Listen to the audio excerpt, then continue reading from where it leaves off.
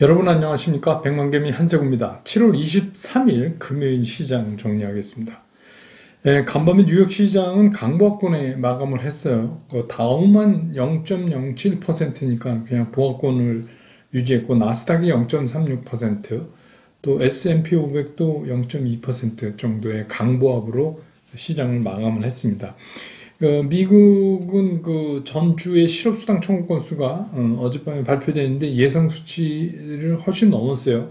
41만 9천 건이었습니다. 그러니까 원래 예측컨은 한 36만 건 정도로 예측을 했는데 예측을 훨씬 뛰어넘었죠. 그랬음에도 불구하고 이제 미국 시장은 빅텍 기업들의 실적이 그걸 덮으면서 그나마 좀 잘 버틴 시장이다. 이렇게 볼 수가 있습니다.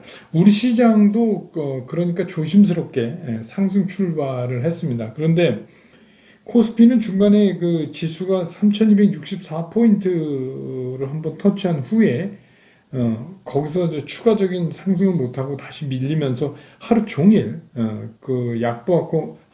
강보합권에서 그냥 머무르는 그런 장세가 지속됐습니다. 그래서 특이한 거는 이제 외국인과 개인들은 좀 매도 쪽에 쓰면서 좀 소극적인 움직임을 보였고, 오늘은 코스피 시장에서 기관만이 혼자 매수에 나서는 그런 모습을 보여줬습니다. 외국인이 코스피 시장에서 1630억 순매도를 했고, 개인들도 한 893, 거의 900억 가까이 순매도를 했고, 기관만 2600억이 넘게 순매수를 하고 이렇게 끝났습니다. 또 코스닥은 개인하고 외국인이 좀 오늘 샀어요. 거기에 힘입어서 장중에는 1059포인트, 1059.18포인트로 또 새로운 고점을 오늘 기록을 했습니다. 그런데 오후 들면서 오후 늦게부터 개인들이 잠시 매도로 전환되기도 했어요. 그러니까 결국은 코스닥도 그 뒷심이 부족해서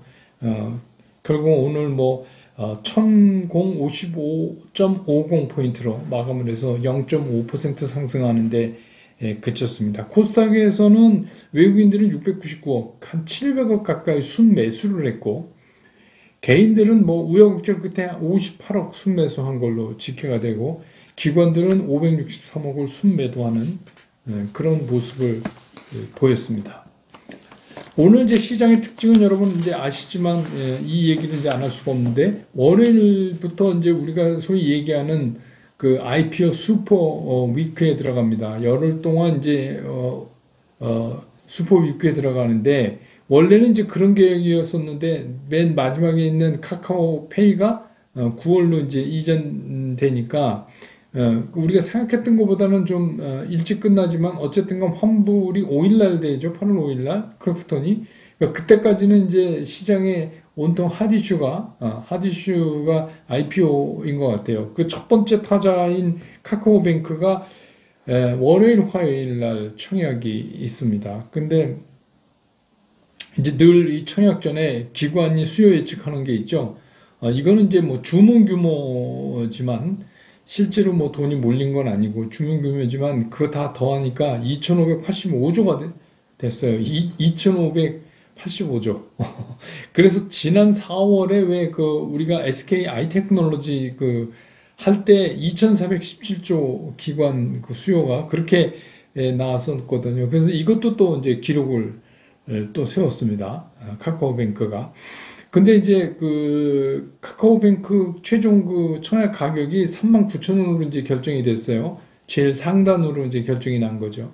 그럼 이제 이걸 기준으로 카카오뱅크의 출발 시가총액이 18조 5,289억이에요. 18조 5,289억.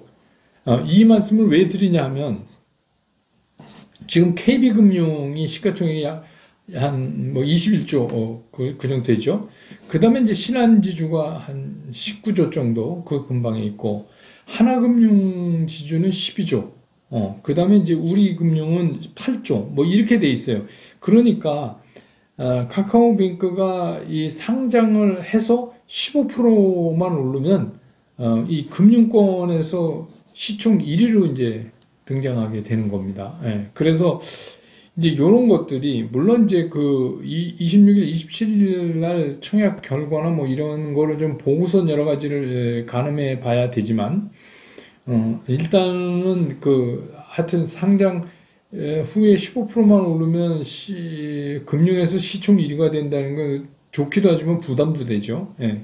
그래서 이거는 이제 좀 잘 따져봐야지 되겠다. 이런 생각이 들고, 아무튼 다음 주는 온통 우리가 IPO 얘기를 계속 하고 있어야지 될 것 같다는 생각이 들어요. 그 다음에 이제 오늘 좀 움직인 게 그 5G 관련 통신 장비들이 일제히 움직였습니다. 이건 뭐냐면 이제 하반기를 좀 기대하는 거죠. 오늘 삼성전자는 400원 빠졌지만 사실 이제 뭐 여러 가지 설이 있는데, 광복절 전후로 해서 이재용 부회장이 뭐 나온다는 얘기도 뭐 있고, 뭐 그렇게 되면은 이제 삼성전자도 관련 M&A 이런 거에나 이제 해외 투자에 굉장히 빠른 속도로 진행되지 않겠는가, 뭐 이런 이제 얘기도 있고 그래요. 그런데 그 미국 버라이즌이 그 5G, 그 버라이즌이 하는 5G는 우리가 말하는 진짜 5G입니다. 우리가 하는 것 같은 거 아니고. 그래서 이제 그 장비를 삼성 통해서 이제 구입을 하기로 했잖아요. 그래서 여기에 이제 그 삼성의 장비를 대는 그 벤더들, 그런 데들이 오늘 이제 그런 기대감으로 좀 하반기를 기대하고 좀 올랐습니다. 그 다음에 이제 코로나19 관련 이게 뭐 치사율은 떨어지는데 변이종이. 근데 이게 쉽게 끝날 것 같지 않다는 생각에는 다들 동의하는 것 같아요. 그래서 이게 뭐, 그러니까 사람이 많이 이렇게 죽는 건 아니지만 그래도 이게 굉장히 오랫동안 우리를 괴롭힐 것 같다. 그래서 이제 뭐 진단키트 관련이라든지 음악병실 관련된 그런 종목들이 또 오늘 또 여전히 움직였고, 또 삼성출판사 아시죠? 아기상어. 그 삼성출판사 계열사죠. 그 스마트 스터디가 그 아기상어 저작권 소송에서 이제 1심에서 승소했다. 이런 걸로 오늘 좀 움직였는데, 보니까 시장에서 이게 끝까지 강하게 좀 버티지는 못하네요. 예, 그런 게 있고, 또 일부 그 메타버스 관련주들이 또 움직임을 시작했어요. 그래서 이게 이제 내일 제가 이제 그 브런치 카페에서 메타버스에 대해서 말씀드리겠지만, 메타버스는 어떤 한쪽 장르, 어떤 한쪽의 기술로만 갖고 이거를 완성시킬 수가 없는 일이에요. 이게 굉장히 복합적으로 여러 기술이 돼야 되고, 이 전제되는 게 이제 5G 같은 그런 통신 수단이 자꾸 완벽하게 상용화되고 업그레이드 돼야지 이제 되는 거죠. 이게 가능한 거죠.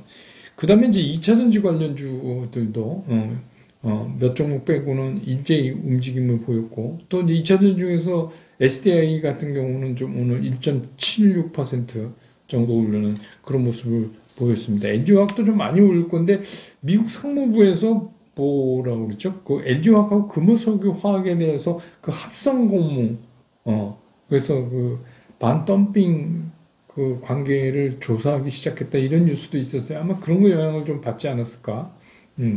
그런 생각이 듭니다. 그 다음에 이제 질문 하나 해오신 거.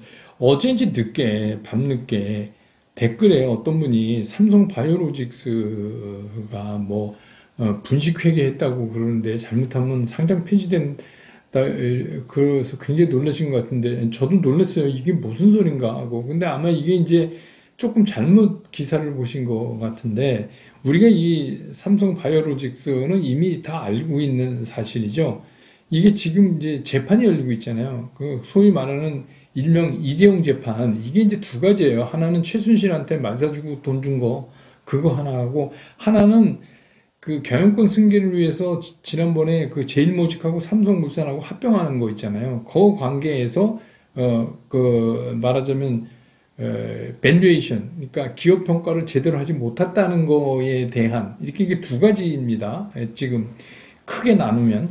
근데 이제 어저께인가 그 공판이 열리는 날이었어요. 그게 이제 계속 공판이, 지난번에 코로나로 한번 연기됐다가, 그래서 이제 삼성 바이오로직스 의장이 뭐 이렇게 법원 출두하고 이러는 게 기사에 사진도 나고 그랬던 것 같아요. 그래서 이제 그 옛날 그런 걸 다시 이제 끌어오신 것 같은데, 이제 이런 겁니다.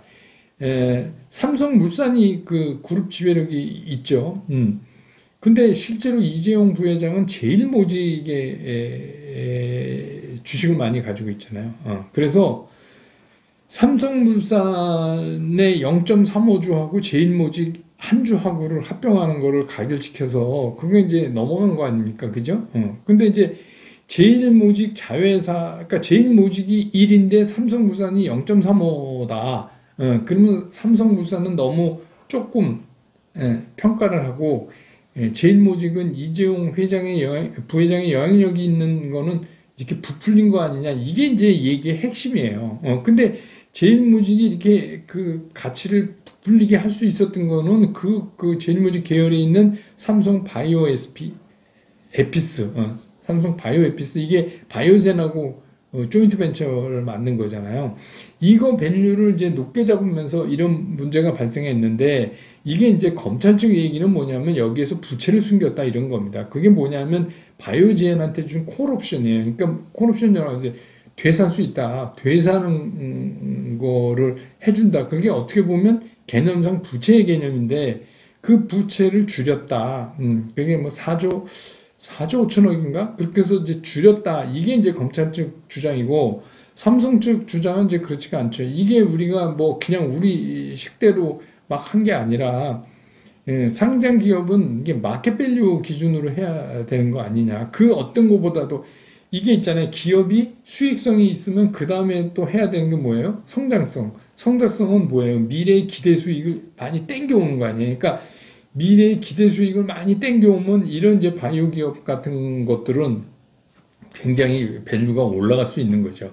그러니까 아규 포인트가 이거예요. 근데 이제 이게 검찰의 입증이 쉽지가 않아요. 이게 쉽지가 않아요. 그러니까 이게 벌써 몇 년 전입니까? 이걸 하려면 이게 이제 합병 승인 같은 거 내주고 그 관계기관이 다 이미 내준 건데, 그때 이게 얘기가 돼서 뭐 안 됐어야지 이미 다 해서 끝났는데 지금 와서 이걸 가지고 하는데 이게 쉽게 얘기하면 이게 일종의 이것도 무죄 추정의 원칙인데 이게 입증을 해야 되잖아요, 검찰이. 이게 니네가 잘못한 거다. 근데 이게 입증하기가 되게 쉽지가 않은 문제예요. 그런데다가 지금은 이제 삼성 바이오로직스가 굉장히 커져 있잖아요. 그러니까 삼성 바이오로직스하고 삼성 에피스는 이런 관계예요. 삼성 에피스는 그 복제 기술을 이렇게 약들 복제 기술을 만드는 데고 삼성 바이오로직스는 이거 CMO 대단히 그거를 생산하는 그런 거예요. 이게 이제 맞물려 있는 거잖아요. 그런 문제입니다. 그러니까 굉장히 놀라시는 것 같아요. 근데 그 옛날 기사를 보면 자꾸 그런 게 그때 뭐 그래서 상장 폐지되니 많이 막 그랬었잖아요. 그러니까 그거는 이제 이미 끝난 일입니다. 이미 끝난 일이에요. 그래서 근데 오늘 뭐 삼성 바이오로직스는 또 9천 원이나 올랐어요. 그런 겁니다. 그래서 이게 이 히스토리를 잘 모르셔서 그런 것인 것 같아요. 그런 거 이제 기사 나오면 깜짝 놀라죠. 그게 아니라 그냥 그거는 이런 겁니다. 그냥 그 상황을 그 이사회 의장이 검찰 출두하니까 사진과 함께 그냥 한번 다시 옛날 거 복귀해서 한번 정리해서 쓴 거라고 보여집니다. 자, 시장 얘기 좀 하죠. 이번에 이제 여러분이 이번 주에 경험을 하셨지만 한 차례 큰 폭의 널뛰기를 했잖아요. 그리고 오늘 같은 시장에서는 진짜 아무것도 할 수가 없게 만들어 놓은 시장입니다. 이 오늘 같은 시장이 움직이면서 우리가 뭘 할 수가 있겠어요. 그죠? 예. 그러니까 우리가 아무것도 못한다. 이런 얘기가 뭐냐면 이제 우리식대로 얘기하면 일반 투자자들은 뭐 주식을 사든지 팔든지 그렇게 해야 되는데 오늘은 팔기도 사기도 애매한 그런 시장이잖아요. 근데 이제 이런 형태가 작년 시장과 올해 시장이 바뀐 것의 특징 중에 하나예요. 이게 특징이에요, 이제는. 왜 그러냐면, 제가 이제 말씀드렸지만, 이 진폭이 굉장히 커지면서 이런 걸 한 차례 흔들어 놓고, 그 다음에 이제 오늘같이 거의 미동도 안 하듯이 옆으로 가다가 또 이제 막 이렇게 흔들리고 이런 거를 계속 반복해 갈 가능성이 있어요. 왜요? 시장의 방향성을 못 잡으니까. 시장의 방향성을 잡으면 되게 한 방향으로 가는데 지금 시장의 방향성을 못 잡으니까 자꾸 이런 일이 이제 벌어지죠. 그래서 또 어떻게 보면 일반 투자가 입장에서는 꼭 매일매일 매매를 해야 되는 거 아니죠. 근데 이제 그런데 너무 익숙해져 있으시다 보니까 마치 주식 투자에서 돈 버는 게 일을 열심히 많이 하면 돈을 번다 이런 개념으로 이제 주식 투자를 보면 매일 뭔가는 사고 팔고 해야 돈을 번다고 생각하실 수 있잖아요. 그래서 이제 그 정년 퇴직하고 얼마 돈 갖고 주식 투자 하시는 분들이 잘 안 되는 이유 중에 하나가 그겁니다. 왜냐하면 이제 현역 시절에 회사 가서 일하던 그 버릇이 있기 때문에 뭐 이렇게 하루 종일 은퇴했으니까 주식 시장을 이렇게 보면서 아무것도 안 하면 놀고 먹은 것 같다는 그런 생각이 들기 때문에 뭔가를 매매해야 일을 했다고 생각을 하거든요. 그래서 실패하는 분들 많이 뵀어요. 그러니까 뭐 그럴 필요 없습니다. 뭐 안 할 땐 안 하는 거죠. 매일 해야 되는 거 아니에요. 근데 이제 이렇게 간헐적으로 제가 이제 이게 지난주부터 계속 말씀드리잖아요. 플러스 마이너스 1%씩 장이 흔들어대도 견디실 수가 있습니까? 근데 우리 이제 이번에 한번 경험했죠, 이번 주에. 그러니까 이런 때만 나는 움직이겠다 하는 원칙을 정해놓을 필요가 있는 거예요. 그러니까 그렇지 않은 거는 난 그냥 별로 뭐 중요하게 생각하지 않는다. 이런 게 필요해요. 그래서 시장이 이렇게 큰 폭으로 한번 이렇게 흔든 다음에 아주 조용하게 이렇게 움직이고 또 어떤 이슈 때문에 시장이 충격을 받으면 아주 신경질적이라고 표현하는 게 적당할 정도로 큰 폭으로 막 이렇게 움직이는 거를 이제 반복해 나갈 겁니다. 당분간은. 시장이 방향성이 정해질 때까지는. 근데 이럴 때는 이제 그럼 이 일반 투자가들은 어떻게 하는 게 좋으냐? 첫 번째, 요 잘 안 움직이고 이런 잔파도 있잖아요. 이건 그냥 스킵하는 게 좋아요. 그냥 민물, 썰물만 보자 이거죠. 지금이 민물 때인가? 아니면 물이 나가는 썰물 때인가? 이것만 보시면 되지. 이 잔파도는 그냥 스킵해서 없는 거다. 그 얘기는 뭐냐면 좀 멀리 보고 투자를 하는 거를 하셔야 돼요. 왜냐하면 이게 꼭 자전거 타는 것 같아요. 자전거 안 딱 코앞을 보면 자전거 이렇게 타다가 자빠지고 그러잖아요. 처음에 자전거 여러분 기억나실 겁니다. 어렸을 때 배울 때. 그러니까 좀 멀리 봐야지 되죠. 그러니까 그렇게 멀리 보면서 이렇게 쭉 훑어서 바로 앞까지 보는 그런 연습을 계속 하셔야 돼요. 그러니까 시장은 항상 나는 멀리 본다. 그러면서 이렇게 앞에까지 훑어서 매일 그거를 이제 시장을 보면서 하고 있다. 그러니까 결국 긴 호흡으로 투자하라 이런 말씀이에요. 그 다음에 두 번째, 이렇게 이제 이번 주에 경험한 것처럼 큰 진폭을 가지고 시장이 움직일 때는 우리는 무슨 생각을 해야 되느냐? 첫 번째, 크게 빠지면, 크게 빠질 때는 이거 큰일 났네 이럴 게 아니라 크게 빠졌을 때는 이게 좋은 종목인데 난 이 종목 좋다고 봤는데 이거 너무 많이 빠진 거 아니야? 그러면 이걸 포트에 조금 보강할까? 이런 측면에서 시장을 봐야 돼요. 그러면 되게 많이 빠진 날에도 1% 이상 빠진 날도 되게 편안하게 시장을 볼 수가 있는 거예요. 그러니까 깊게 빠졌다는 얘기는 아니 우리가 뭐 다 알고 있는 특별한 악재 때문에 빠진 거는 뭐 제외하고요. 그런 거 없이 요즘 시장이 그러니까 이렇게 툭 빠졌다. 하루는 뭐 이쪽 가고 하루는 이쪽 가고 뭐 이래서 그랬을 때는 이거를 저가 매수를 할 타이밍인가 아닌가 가격인가 이런 거 이제 기술적 분석 뭐 동원해서 그런 걸 하셔야 돼요. 네. 그 다음에 크게 올랐다. 내 상상보다 많이 오른다. 그러면 이게 이격이 너무 크다. 아니면 단기간에 암만 좋아도 너무 급등을 했다. 그러면 부분적으로 내가 좀 익절을 해볼 필요가 있을까? 라는 생각을 하셔야 돼. 근데 그래도 익절할 필요 없다. 난 그냥 가져가겠다. 그럼 그냥 가져가시면 돼요. 그렇지만 그러니까 주가가 빠질 때는 뭘 좀 보강해서 싸게 살 수 없나 하는 걸 생각하시고 주가가 오르면 이건 너무 많이 오른 거 아니야? 그럼 부분적으로 좀 이익 실현해야 되는 거 아니야? 이런 관측 측면에서 시장을 보는 거를 당분간 계속할 수밖에 없다. 그리고 이제 내가 신뢰를 가지고 있는 이제 소위 말하는 이쁜 명품 주식이라면 이런 거는 잘 지키는 거를 하셔야 돼요. 이런 거는 뭐 이렇게 뭐 플러스 마이너스 1%씩 나오면 굉장히 많이 이게 우리말로 후덜대잖아요. 이제 주가를 매일매일 보면 그래도 자신이 있으면 가만히 그러니까 뭐 이렇게 트레이딩 하는 게 자신 없다 그러면 그냥 그런 종목들을 그냥 갖고 가시면 돼요. 긴 호흡으로. 너무 그러실 필요 없어요. 왜냐하면 지금지 이러는 게 제가 그랬잖아요. 이런 현상이 나타나고 지나고 나야 시장이 방향성을 잡을 거다. 그러니까 그냥 아무것도 안 하시는 것도 참 잘하는 거다. 그 다음에 이제 현금도 좋은 종목이라고 말씀드렸듯이 아무것도 안 하는 것도 주식 투자 잘하는 거다. 매일매일 매매하는 게 중요한 거 아니다. 그런데 현금은 이제 일정 비율 유지하라고 말씀을 드리니까 이제 유지를 했단 말이에요. 근데 이제 문제는 어디서 발생하느냐? 그걸 지키지를 못해요. 여러분이 이제 현금, 뭐 예를 들어서 내가 한 30%를 현금을 가지고 있어야 되겠다고 해서 현금을 마련했는데 그 30%에서 줄여나가면서 주식을 살 때는 굉장히 많이 생각하셔야 돼요. 그러니까 쉽게 그냥 오늘 빠지네? 그러니까 빠질 때 사라고 그랬어. 그러니까 사야지. 이렇게 하면 안 돼요.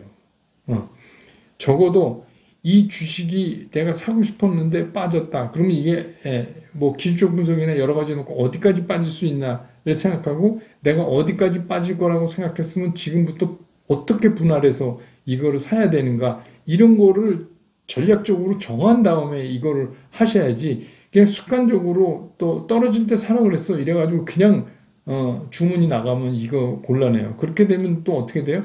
그냥 현금만 없애는 게 되는 거죠. 별 이득도 없이. 그러니까 이런 네 가지를 여러분들이 꼭 이런 시장에서는 좀 지켜가는 게 좋겠다. 그런 겁니다. 그러면서 이제 이 기간을 좀 넘겨보면 좀 8월 들어가면서 첫 주에 IPO 이슈 끝나고 나면 시장이 조금 가닥을 잡지 않을까 뭐 이렇게 생각이 들어요. 그러니까 그때까지라도 이렇게 하셔야 되는 거 아닌가 이런 생각이 듭니다. 그 다음에 이제 여러분들이 많이 질문해요. 이제 브런치 카페. 브런치 카페는 뭐 돈 내고 가입하는 이런 카페도 아니고 어디에 형성되어 있는 카페가 아니고요. 여러분들이 투자하는데 꼭 알아두셔야 될 기본적인 거를 제가 공부하는 교실인데 이게 뭐 공부하는 거 교실 이름은 또 되게 싫어하시잖아요. 그래서 제가 이제 브런치 카페라고 이름을 지은 겁니다. 그래서 매주 토요일 아침 9시 후 9시에서 10시 사이에 이제 그게 올라가요, 영상이. 근데 이제 제 얼굴은 안 보이고 주로 이제 제가 PPT 파일로 여러분한테 이제 어떤 것에 대해서 설명을 하는 그런 겁니다. 근데 이게 지금 이번 주에가 43강이에요. 그러니까 1강서부터 43강까지 다 보시면요. 뭐 주식 그 증권에서 웬만한 직원보다 나으실 수 있어요. 그리고 제가 가능하면 여러분들이 쉽게 이해하실 수 있게 설명을 드리려고 굉장히 노력을 하고 있으니까 별로 어렵지 않으실 거예요. 그러니까 그거를 우리가 브런치 카페라고 그냥 백만개미 브런치 카페라고 부르는 겁니다. 뭐 가입을 특별히 하실 필요 없어요. 그냥 백만개미 당원이면 그냥 가서 토요일 날 올라오면 보시면 되고 재생 목록에 보시고 옛날 거 다시 이렇게 보셔도 되고 그 다음에 이제 슬꼰생이라고 있는데 이건 슬기로운 꼰대 생활의 약자고 그냥 제가 취미로 하고 있는 그 연주를 해서 그냥 올린 영상입니다. 그러니까 이제 저는 너무 주식시장에 매달려서 스트레스 받고 그렇게 몰입하지 마시고 잠시 머리 식히고 가시는 게 좋지 않을까. 그래서 이제 제가 2개월 전에 만든 다른 채널이에요. 왜냐하면 주식하는데 갑자기 무슨 연주하는 거 나오면 안 되잖아요. 그래서 별도로 이제 그 슬꼰생이라는 게 유튜브에 있습니다. 그래서 유튜브 그 찾는 검색란에서 슬꼰생하고 들어가시면 나오니까 거기 가서 그것도 좀 많이 활용하시고 구독도 좀 눌러주시고 그럼 저야 고맙죠. 예. 그래서 그렇게 좀 하시니까 뭐냐면 너무 주식 투자에 몰입돼서 이렇게 몰입돼서 한다고 꼭 투자 수익이 좋은 건 아닙니다. 네. 그러니까 그렇게 좀 하셔라. 그리고 특히 이제 주말 되고 그러면 조금 릴렉스하게 보내세요. 왜냐하면 주말 동안에 여러분이 걱정하셔도 주가에 아무런 영향이 없습니다. 예. 그러니까 그렇게 하시는 게 좋고 저는 뭐 이제 어차피 내일은 뭐 자료 갖고 강의가 나가니까 얼굴은 못 빼고 월요일날 이제 시장 끝난 다음에 다시 정리해서 여러분 곁으로 돌아오겠습니다. 날이 굉장히 더워요. 저도 이제 덥습니다. 그래서 더위에 건강 잘 챙기십시오. 저는 월요일날 장 끝나고 다시 여러분 곁으로 돌아오겠습니다. 여러분 고맙습니다.